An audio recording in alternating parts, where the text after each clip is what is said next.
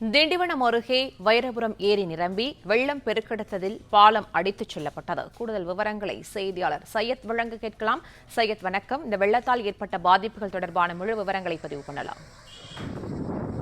செங்கல் புயல் புதுவை அருகே கரையை கடந்தது. இந்த நிலையில் விழுப்புரம் மாவட்டம் முழுவதும் கனமழை கொட்டி தீர்த்தது. தமிழகத்திலே அதிகப்படியாக விழுப்புரம் மாவட்டத்தில், அதாவது குறிப்பாக மயிலத்தில் 51 சென்டிமீட்டர் மழை பதிவானது என வானிலை ஆய்வு மையம் தெரிவித்தது. இந்த நிலையில் விழுப்புரம் மாவட்டம் திண்டிவனம் மற்றும் சுற்றுப்புற பகுதிகளில் நேற்று முன்தினம் முதலே மழை கொட்டி தீர்த்தது. இதனால் பல்வேறு ஏரி குளங்கள் நிரம்பின. இந்த நிலையில் விழுப்புரம் மாவட்டம் திண்டிவனம் அடுத்த வைரபுரம் ஏரி நிரம்பி உபரிநீர் வெளியேறி அங்குள்ள தரைப்பாலம் எடுத்துச் செல்லப்பட்டது. இந்த தரைப்பாலத்தின் வழியாகத்தான் வைரபுரம் மற்றும் சுற்றுப்புற கிராமங்களான நெய்க்குப்பி, பெருமாள்பேட்டை, மேல்பாக்கம் போன்ற பல்வேறு கிராமங்களுக்கு இந்த வழியாக தான் செல்ல வேண்டும்.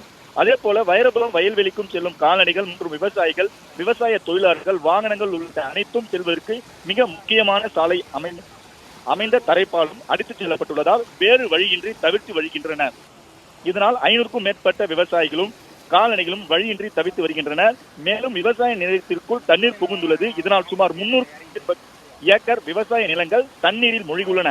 உடனடியாக தரைப்பாலத்தை சரி செய்ய வேண்டும் என அந்த பகுதி மக்கள் கோரிக்கை வைக்கின்றனர்.